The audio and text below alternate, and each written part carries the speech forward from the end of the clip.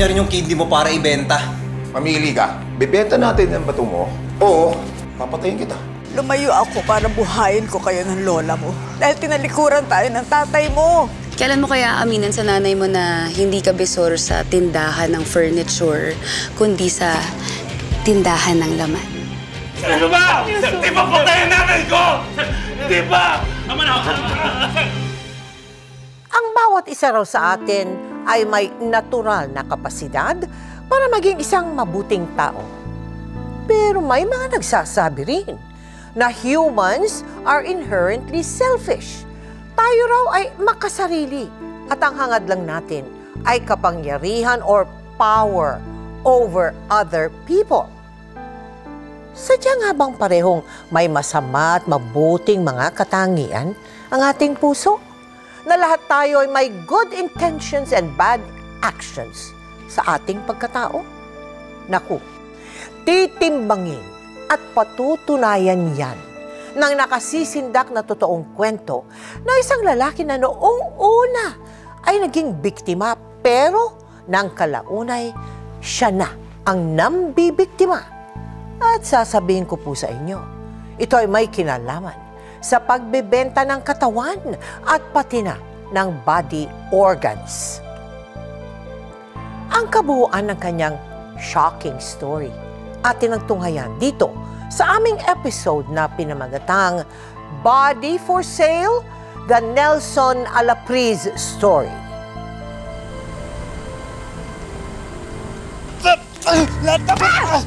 Tama na! Anong tama na, ha? Kulang pa to! Nag-aaral lang naman po ako. May exam po kasi ako bukas. Naubos na ang araw? Hindi ka malang tumutulong sa amin sa pagkokopra? Puro ka na lang basa! Aral ng aral! Ha? Tama na! May exam po kasi ako. Hindi! Tama na po, masakit lahat! Tama na, nag-aaral na po ako. Tama na! Pag nakatapos po ako, giginawa naman po tayo. Tama na! Tama na! Pag nakatapos ka, giginhawa tayo? Ha? Bakit? May kokote ka ba? Ha? Alam mo, ang dapat mong pinagtutuunan ng pansin, yung pang-araw-araw na pangangailangan natin, ha? Eh, lalo na ngayon! Hindi nagpapadala yung nanay mo! Ha? Tama na! Ah! Sorry. Walang yaka! Tinulak mo ako! Pasensya po. Papapaso na po ako, eh. Pasensya po. Tinulak mo ako eh! Demonyo ka talaga! Alam mo, mapapatay kita eh! Hindi ko na po kaya mga pananakit niyo. Aalis na po ako. Alis ka? Tinatakot mo ba ako, ha? Tinatakot mo ako? Eh, di sige! Lumayas kang ngayon din! Bata pa lang si Nelson, iniwan na siya ng kanyang mga magulang. Kaya lumaki siya sa kanyang lola. Noong pa man, alam ni Nelson na pag-aaral ang tanging paraan para makaahon sila sa hirap. Pero sa kabila nito, pananakit ang isinukli sa kanya ng kanyang lola.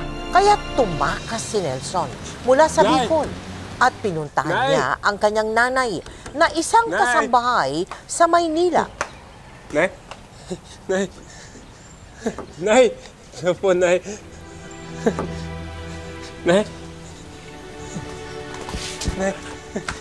Ano po, Nay? Ano ginagawa mo rito? Pinapunta ka ba rito ni Nanay Ibiang? Di ba nagsabi naman ako, sa isang buwan pa ako magpapadala ng pera. Ang dami ko nang nadali sa amo ko. Nay, sinasaktan po ako ni Lola. Dito na lang po ako sa inyo. Ano kasi, Raulo? Katulong lang ako dito. Hindi ka pwedeng tumira dito. At huwag kang pupunta sa lugar ng tatay mo. Meron siyang ibang pamilya. Tataboy ka lang yung tarantado mo. Iniwan niyo lang po ako kay Lola eh. Dali na, Nay. Dito na po ako. Umuwi ka na lang. Bumalik ka sa Bicol. Ayoko ng pera. Nay, ayoko. Ipamasahe mo na. Magtatrabaho na lang po ako dito. Ha? Mag-aaral din po ako. Sabay po. Di nga pwede. Pag nawalan ako ng trabaho, pare-pareho tayo mamamatay sa gutom. Nay, dali na po. Dali na po, Nay. Nay, dali na po, Nay. Nay! Nay naman, dali na. Nay!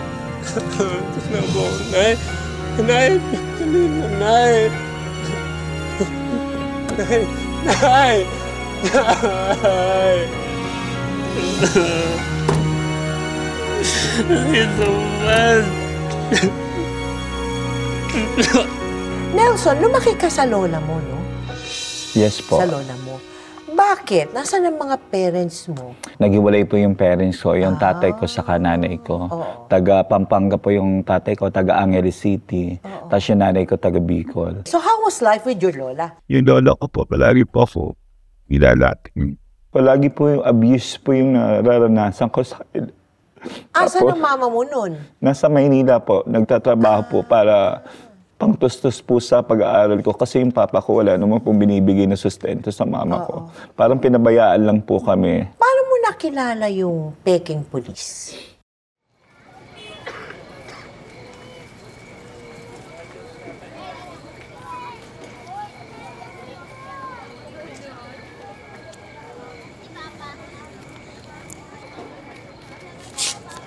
Ate, akin na.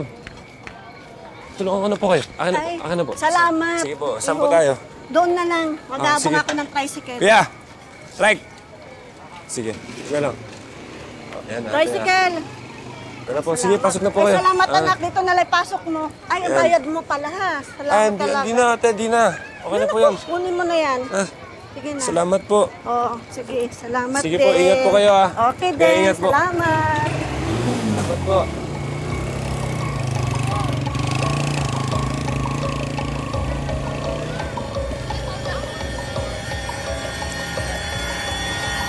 Hoy!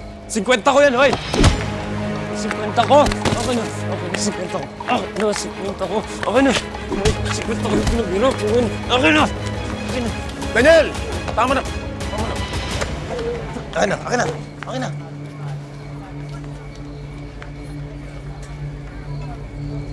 Sensya ka na, oh. Tara mo. Sandali lang. Sensya ka na kay Daniel, ah. Katulad mo yan. Galing din sa kalsada. Pero ngayon, sa akin na siya nakatira. Ako nga pala si Bong. Pulis ako. Bakit ka nandito? Wala kang pamilya? Meron po. Pero ayaw po nila sa akin eh. Siguro pag umasenso po ako, baka mag-agawan po sila sa akin. Namo, ngayon, yung si Daniel, sa akin na nakatira. Baka pwede kang tumira din sa amin. Pwede ka rin kumita kung paano siya kumikita. Matutulungan pa kita dyan sa pag-asenso mo. Pasaulin din kita gaya niya. Pag-isipan mo yung sinabi ko. Sa tandaan mo, wala sa kalsada ang hinahanap mong tagumpay. Tila nagpunla ng tiwala kay Nelson ang mga huling sinabi ng pulis. Pakiramdam niya, kahit sa magulong mundo ng kalye, ay may pwede rin pala siyang makapitan. Ha? Ha? Papakintamin mo lang? Hindi mo magawa. Tama lang yung pamilya mo eh. Tinapok ang parang basura. Wala ka kasing kwenta. Pakintamin mo to, ha?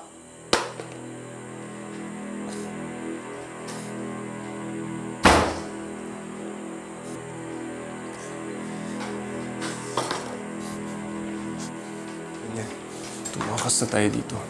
Kahit di mo sabihin, alam ko may ginagawa siyang kataranta doon sa'yo.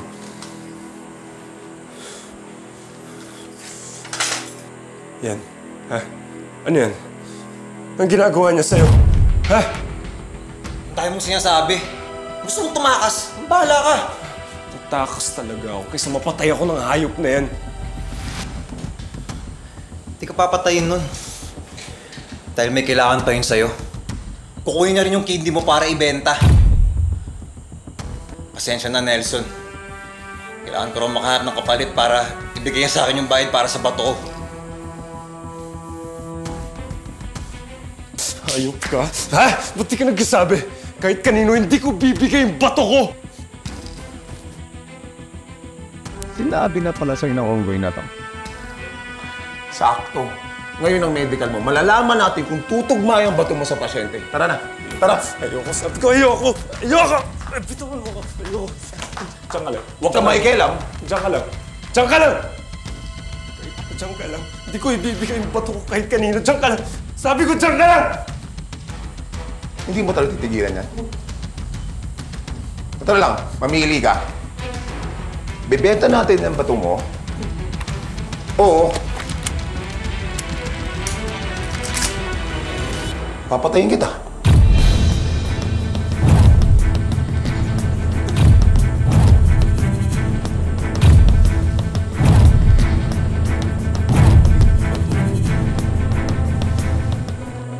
Bebenta natin ang bato mo. Oo. Papatayin kita.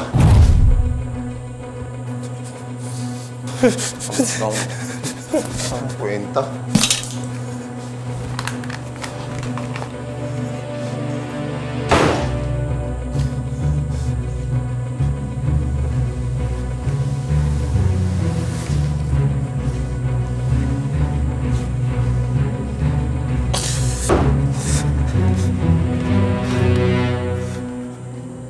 Tigilan mo na yung kakadrama mo. Halika na!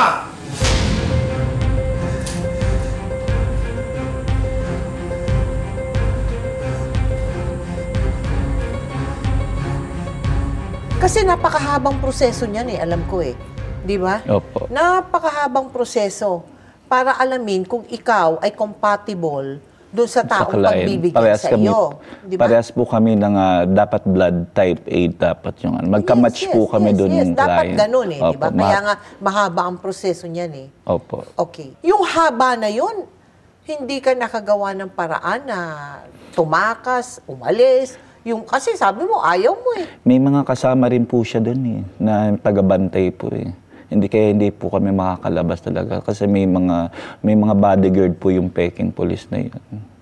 Kumbaga, bantay sarado po kami lahat ng galaw po namin.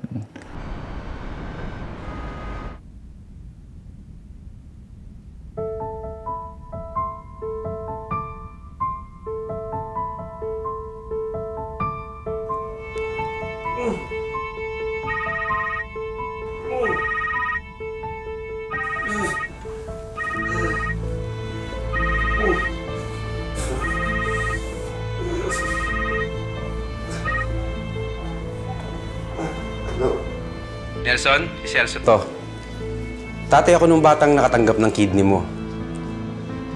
Gusto ko lang magpasalamat. Napakalaki ng sinakripisyo mo. Marami ka nang hindi magagawa. Pero dahil sa'yo, matutupad pa ng anak ko yung mga pangarap niya. Kaya salamat, Nelson. Siya nga pala, natanggap mo na ba yung pera kay Bong? Para dun sa pag-donate mo ng kidney? 300,000 yun.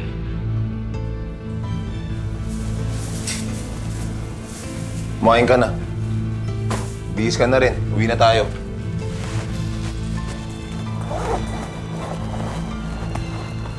Gano'n nga ulit yung binayad sa akin dito? 50,000. Di ba sinabi ko na? Wala nang pera si na Celso. Sinungaling ka. 300,000 daw yung binigay sa'yo. 300,000 daw binigay sa akin. Ikaw? Ikaw matapang ka rin talaga, no?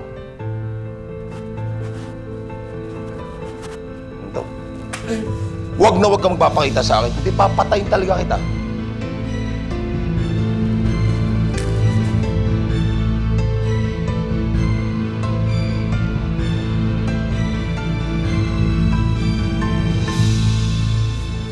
Umuwi si Nelson sa Bicol, bit-bit ang kaunting pera at ang mas malaking sugat na iniwan ng panluloko sa kanya ng pulis. Binigyan niya ng pera ang kanyang lola. Pero nang mabalitaan niyang madalas magkasakit ang kanyang ina sa Maynila, pinuntahan niya agad ito.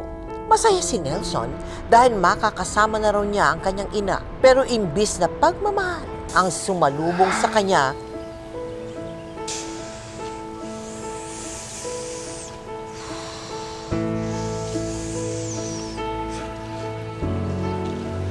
Nay, nakuha niyo po ba yung text ko na Nabiktima po ako ng tao na nagbebenta na.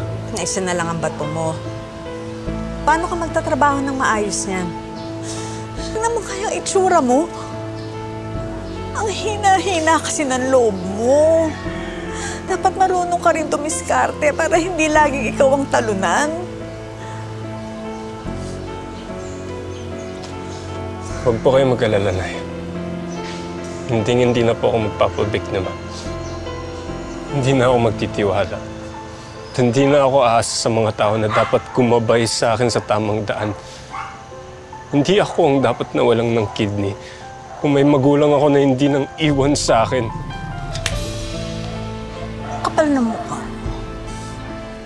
Lumayo ako para buhayin ko kayo ng lola mo. Dahil tinalikuran tayo ng tatay mo. Pero anong ginawa mo? Nilayasan mo ang lola mo. Nang wala siyang ginawa kundi saktan ako. Wala akong kwenta para sa inyong lahat. Yun ang totoo. Nung lumapit ako sa inyo, anong ginawa niya? Pinabalik niyo lang ako kay Lola. Si tatay, pinagsaran niya din ako ng pinto. Alam mo, kahit mawala ako sa mundong to, wala kayong pake! Nay? Nay? Sakit. Nay! Nay! Ano po? Nay! Tulong! Tulong! Nay! Tulong po! Tulong! Nalaman ni Nelson na may stage 3 cervical cancer na pala ang kanyang ina sa kabila ng mga sugat na hindi pa rin nanghihilom. Ginawa ni Nelson ang lahat para itaguyod at maipagamot ang kanyang ina. Pero dahil iisa na lang ang kanyang kidney, nahirapan ang katawan niya sa pagtatrabaho dahil mabilis na itong manghina at mapagod. Lalong bumagsak ang kumpiyansa sa sarili, ang moral at ang mundo ni Nelson. Hanggang sa... Kala ko ba anak mo kaming lahat? Ha? Bakit para akong pamilya ko nang iiwan? Lumayas ka! Ngayon din! Oo na, wala akong kwenta pero kahit kailan, hindi ako naging masamang tao. Tulungan ko na po kayo. Akin na po. Salamat. Sige po, saan po tayo? Doon na lang. Kahit nanirahan ako sa bangketa, kahit ibinenta ng ibang lamang loob ko, kahit hindi ako nakatikim ng pagmamahal, kahit kailan, hindi ko nilapag ang mga patas mo. Bakit ako na lang palagi ang biktima? Paulit-ulit na lang. Ngayon, yung nanay ko may cancer pero wala akong magawa. Hindi ako makapagtrabaho ng maayos kasi isa na lang yung bato ko. Paano ko siya tutulungan? Paano ko mapapatunayan na karapat dapat ako maging anak niya? Paano ha? Sagutin mo ako! Yan! Ako, ang galing talaga. Ito na sa'yo. 1, 2, 3, 4, 5, 6, 7, 8, 9, 10,000! Ay, anong gusto ko sa'yo, Mama? Atong 40,000, sa akin ito. Bongga ka talaga, Mama. Ngayong gabi pala, naka-40 kyaw ka na. Siyempre. Dapat talaga, nagbugaw na lang din ako eh. Shoota ka? Ano to? Nawalan pa ako ng kita. Pero ang galing mo, ha? Perfect. Oo nga, Mama. Oh my gosh, ang lahat. Pogi. Another yan? Okay ba? Ganun ako ba? Mani. Pogi na siya. Tiba-tiba na naman. Tiba-tiba na naman tayo dyan eh. Kailangan naman parang ano. Ay, lapitan ko na. Ako na. Hi! Ako nga pala si Rose. Baka gusto mong mag-relax. Okay? Saglit lang tayo. Tama? Ayoko. Ang gusto ka.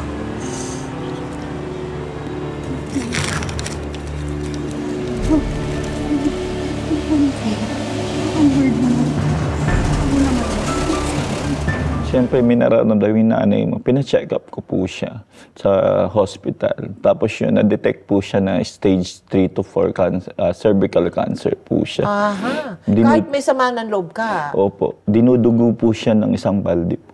Ay, ganun? Opo. Kasi yung dugo niya hindi na. Iba-ibang tao na yung binabayaran ko para sa linin lang po. Mabuhay yung parents ko po. Paano mo napasok yung pagbubugaw, Nelson? Inaral ko lang, tinitingnan ko lang po yung mga nagbubugaw ko ng ginagawa. O sir, saan yung mga bayad bago mag-take out? Okay, ayan. Kompleto ba to? Okay, kompleto to ha. Ako kayo na pong bahala magbigay ng tip sa mga alaga ko. Gaganda ng mga yan. Ako ha. Okay, sir. Go, go. Enjoy.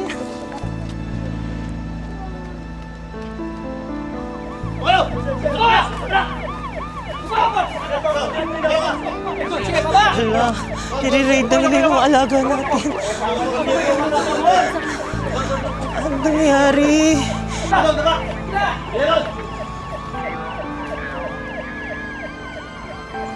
Sir,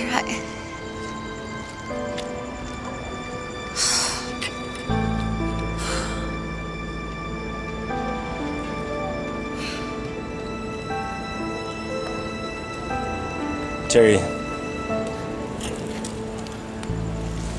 gusto mo talaga maging sex worker? Mukha ka pa naman matalino. Sigurado ako may mahanap ka na maayos na trabaho. tingin mo ba gugustuhin ko kung meron? Wala na, last option ko na to eh. Kailangan kong mag-ipon ng pera para makauwi na ako sa probinsya namin. Diba, gusto mo kumita ng pera sa pambubugaw? Tulungan mo ako. Bugaw mo ako. Dali na.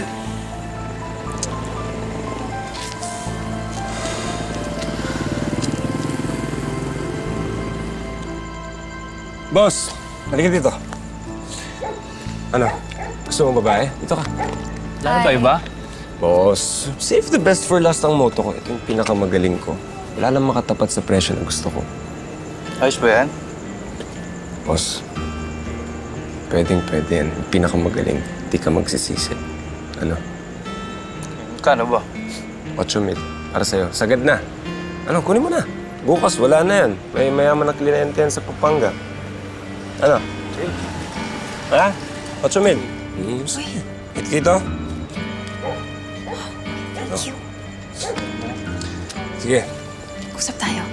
Unti-unting natuto ng pagbubugaw si Nelson hanggang sa tuloy na niyang nakuha ang kumpiyansa, galaw at tamang diskarte nito. At tulad ng iba sa kalye, nagsimula na rin siyang kumita ng malaki kada gabi. Dahil dito sa ginagawa ko, hindi na pumapalya yung chemotherapy ni nanay. Kaya salamat. At salamat din sa tinapay ng isang araw. Malaki na nga yung kinikita ko sa inyo, pero tumutulong pa rin kayo sa akin. Thank you. Salamat. Salamat. O, sige na. Uwi na kayo. Mag-iingat kayo, ha? Alam mo, ikaw, madrama ka rin eh, no? Alam mo namang pamilya tayo dito, di ba? Dahil ikaw yung mas nangangailangan ngayon. Siyempre, ikaw yung tutulungan namin. Siguro nakaipon ka na, no? Alam mo, umuwi ka na kaya ng probinsya. Ha? Huwag mo nasayangin yung buhay mo dito. Sino nagsasabing nasasayang? Saya ako dito, no? Tsaka nag-enjoy pa ako kumita ng pera. Siyempre, kasi magaling yung bugaw ko. Eh, ikaw, kailan mo kaya aminan sa nanay mo na hindi ka bisor sa tindahan ng furniture, kundi sa tindahan ng laman?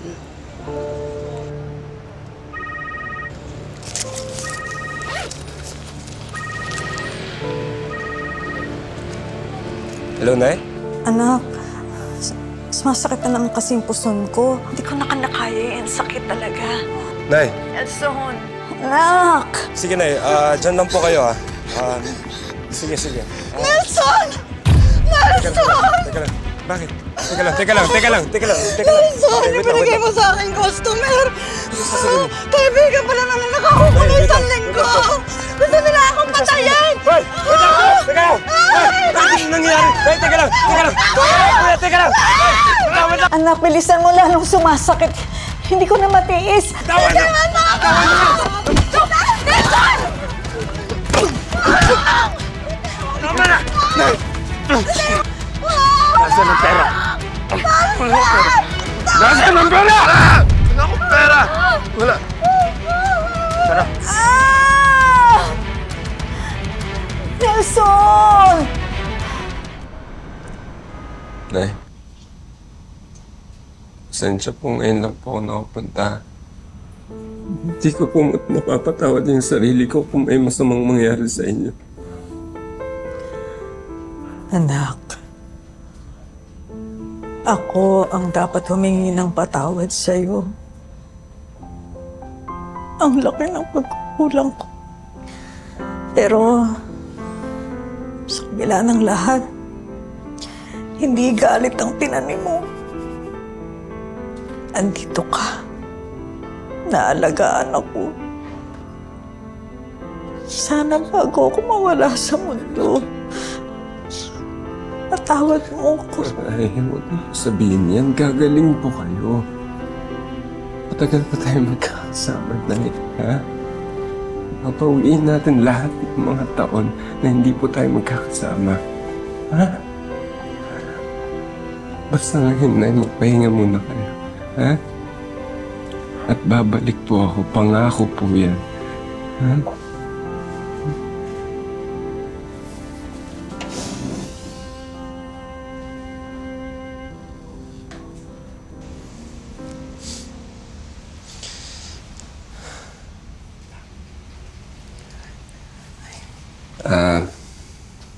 Kapitana, maraming salamat sa pagsama sa amin. Nelson, alam ko kung bakit may sugat ka sa mukha mo. Alam ko na rin kung anong trabaho mo. Alam kong dati ka ring biktima. Pero Nelson, bakit ngayon ang bibiktima ka na rin? Mga babae pa. Marami namang marangal na ibang trabaho dyan. Tigilan mo na tong ginagawa mo. Bago pa may mapahamak sa'yo at sa mga babaeng pinupugaw mo. Tingin mo may ganun pa ba, Kapitana? Ha? Totoong marangal na trabaho? Ginagawa namin to para mabuhay. Para sa mga mahal namin sa buhay. Ginagawa ko to para mailigtas ko yung nanay ko sa kamatayan niya. Hindi na rin alam ni Nelson kung kailan tumigas ang puso niya. Kung kailan siya tuluyang naniwala na wala na siyang ibang mapupuntahan kundi ang madilim na mundo ng pagbubugaw. Tuluyan na niya itong niyakap kahit alam niyang hindi ito tama. Pero may mga pangyayaring hindi niya inaasahan. Mga bagay na kahit gaano siya kahanda ay wala naman siyang kalaban-laban. Masyado ka ng maraming satsat. Ano yan? Cherry! Ano ito? Wala si Cherry. Wala yan! Palapasin mo muna si Cherry. Wala! Ano yan? Napagamot ko yun sa nanay ko, ha? Pinaghirapan ko yan. Wag! Wag, Cherry! Wag! Cherry! Wag! Cherry! Dito ka! Cherry! Cherry! Cherry! Cherry! Wag! Bitawan mo yan! Cherry! Ayop ka! Ayop ka! Baka wala ka yan! Cherry! Huwag ka na gumalaw! Huwag ka na gumalaw! Cherry! Kuya! Bitawan mo yan! Ayop ka! Ayop ka! Cherry! Bitawan mo yan! Kuya!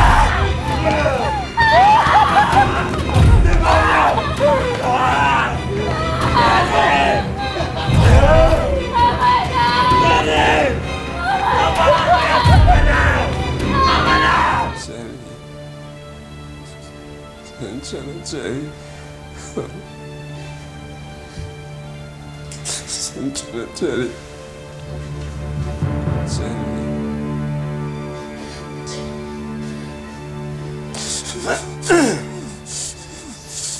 Walang hiya kayo! Mga hayop kayo! Huwag demonyo ka. Wala kayong kaluluwa. Dapat lahat kaya mong bayaran. Lahat kaya mong bilhin, pati na ang kaluluwa. Matagal mo nang ginagawa to, alam mo. Simula nung naging bugaw ka.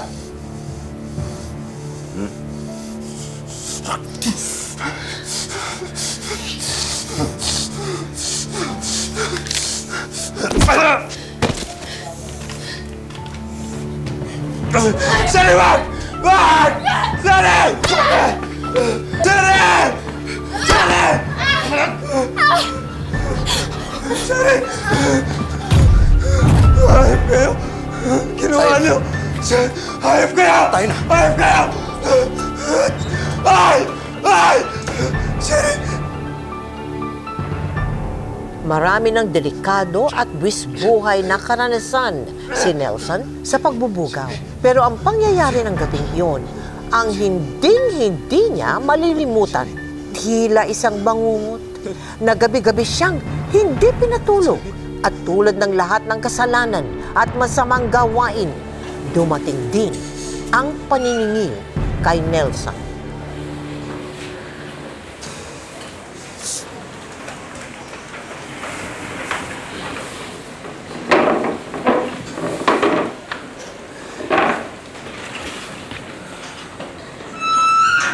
Kumusta ka na, Nelson?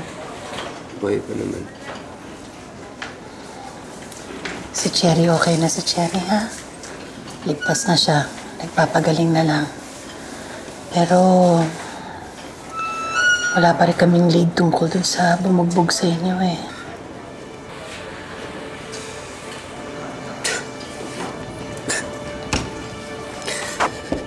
Kasalanan ko pa yung nangyari sa kanya. Hindi ko pa siya naprotektahan. Pareho kayong biktima. Hindi mo kasalanan.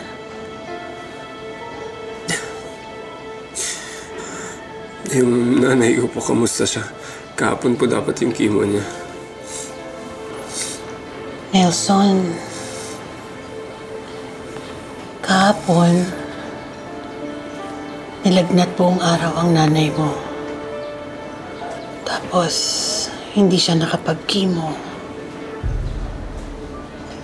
Nung gabi, umigay na yung katawan niya. Hindi na niya kinaya. Hinanap ka niya.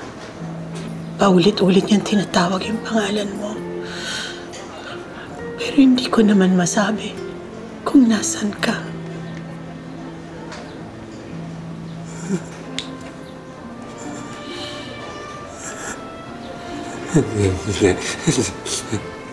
Hindi. Nangako ako kay nanay na magpapakita pa ako sa kanya. Hindi pwede yun. Kailangan ko pa magpakita sa kanya. Hindi pa patay ang nanay ko. Hindi, kailangan ko magpakita sa kanya. Kailangan ko magpakita sa kanya. Kailangan ko magpakita sa kanya. Kailangan ko magpakita sa nanay ko. Hindi! Hindi pa patay ang nanay ko. Hindi pa patay. Ano ba? Hindi pa patay ang nanay ko! Hindi pa! Tama na! Tama na!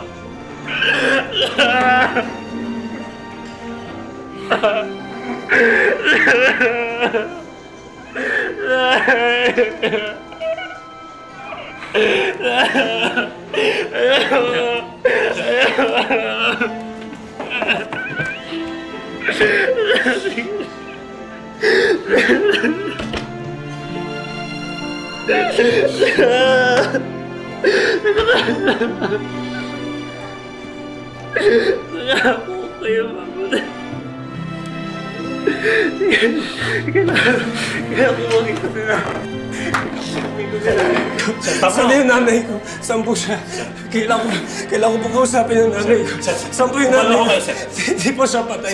Hindi pa siya patay. Hindi pa siya patay. Kailangan ko kausapin yung nanay ko. Halika, bitawan niyo ako! Bitawan niyo ako! Bitawan niyo ako!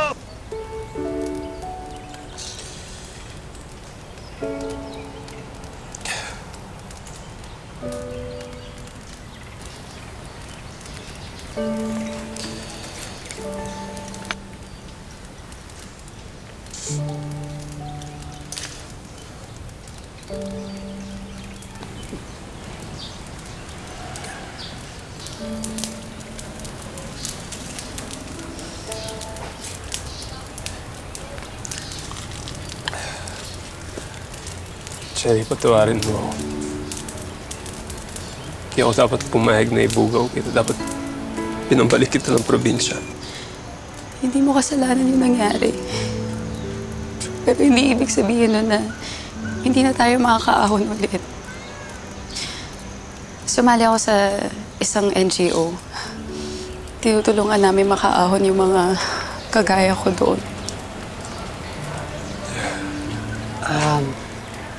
Kailangan namin ng mga kagaya mo para tulungan yung mga sex workers, para makapagbagong buhay at makapaghanap ng bagong hanap buhay. Gagawin ko yun. Para sa iyo, Cherry. Para sa sarili ko, para kay nanay. Para sa lahat ng mga biktima sa sistemang to.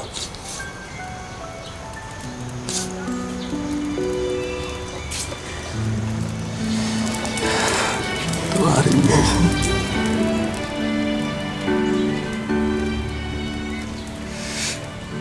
Kailangan nila malaman na hindi pa huli ang lahat. Wala silang kailangang patunayan para mahalin sila at tanggapin.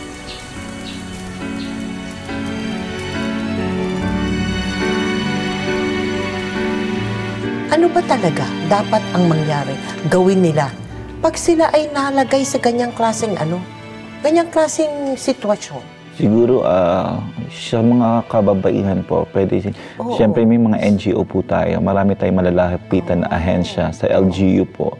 Doon natin ilalapit yung mga pwedeng i-rescue ng ating DSWD, lalo na pag minors po yung mga binubugaw, yung mga babae. Pwedeng makipag-partner rin po ang SSDD sa DSWD, mga kakapulisan, para yung mga minors maisalba po natin. Oo, Nelson, maraming salamat sa oras na ibinigay mo sa magpakailanman. And I'm sure maraming manonood tayo will appreciate yung lakas ng loob mo para i-share ang buhay mo, para kapulutan ng aral ng ating mga televiewers. Thank you. God bless you always. Thank you, Tita Mel. Thank you. Sa dami na ng aming nailahad na totoong kwento, ang madalas na dahilan kaya marami sa ating mga kababayan ang nagiging biktima ng karahasan at pang-aabuso, poverty o kahirapan. Dahil wala nang makain, wala nang pantusto sa pag-aaral at sa pang-araw-araw na pangangailangan ng pamilya. Ang iba'y napipilitang pasukin ng mga iligal na propesyon o gawain na sa huli ay kanilang pinagsisisihan. O di kaya, sa kasawiang palad, sila'y nakukulong o napapatay. Bukod sa kahirapan, nariyan din ang pagkakawatak-watak ng pamilya, ang kawalan ng gabay ng magulang, kakulangan sa edukasyon at impormasyon, at ang hindi pagtugon ng mga sangay ng ating gobyerno sa napakatagal ng problema na may kinalaman sa sapilitang pagbibenta ng body organs at ang patuloy na paglaganap ng prostitusyon na sana'y masugpo na at mabigyan ng agarang solusyon. Ngayon, bukas at magpakailanman.